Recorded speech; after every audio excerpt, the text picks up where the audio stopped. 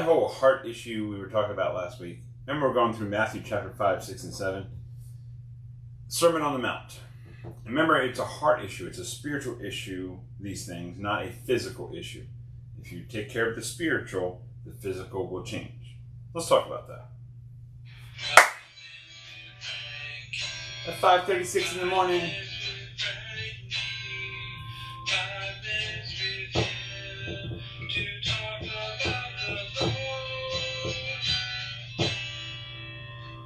Yeah. Good morning, beautiful people. It is Monday.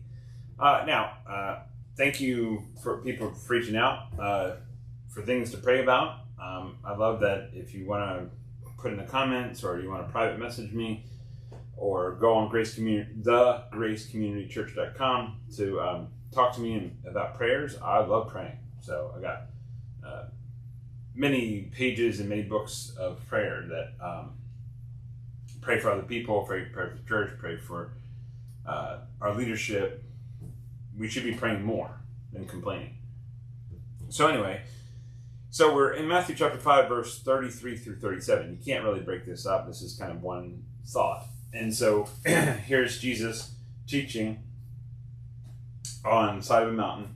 And remember, he's teaching mostly Jews. There's, probably intermixed of Pharisees, Sadducees, Gentiles, things like that. But he's really talking to the heart of the issue, the spiritual ramifications of accepting him, and then the physical will change.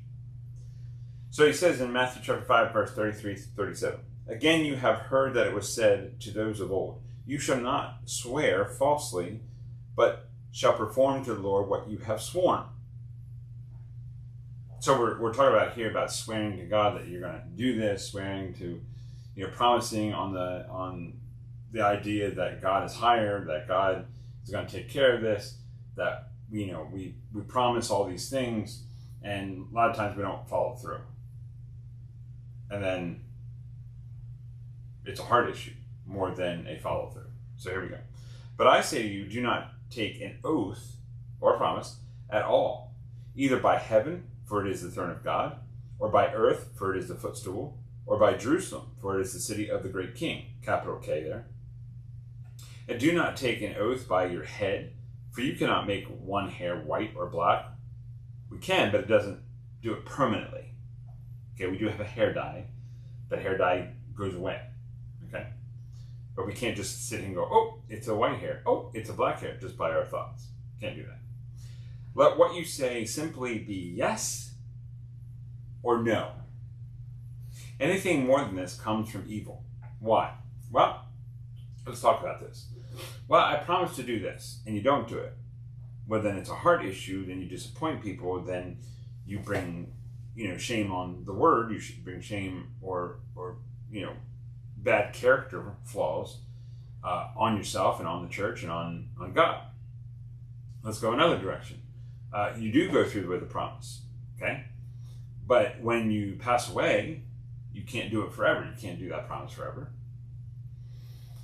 You can't take that oath, and you're going to die someday. And this is going to the heart of the issue. If you're going to say yes, my dad always says, if you're going to say yes to something, then do it. Do it all the way. If you're going to say no, then cut it off. Why would we need any more than that? Why would we want to swear an oath or, sign 50,000 papers saying that we're going to do this or penalty?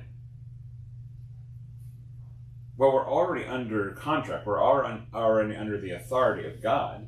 And so if we're under the authority of God and we actually say yes to something, we need to follow through. We don't have to swear by anything else. Because our backup, our frame of reference is the authority of God. And so I rather let my yes be yes and my no be no and promise to him that I'm going to do what I said I'm going to do. That I promise to God that his kingdom comes first. I promise to God that Jesus, others, and myself come last.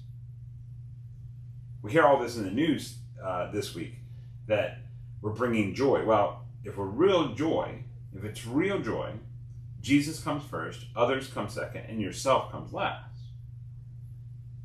So we're making a promise to God that we're going to put our desires, our self, our opinions, our traits, our traditions, our talents, our car, our house, our money into His hands. And He will see fit how to use them. We trust Him. And He is the one who keeps all promises. So we trust in Him. So our yes be yes and our no be no. That's my encouragement for you today. I love you. Jesus loves you too. You have a great Monday. Let your yes be yes and your no be no. Love you. Bye.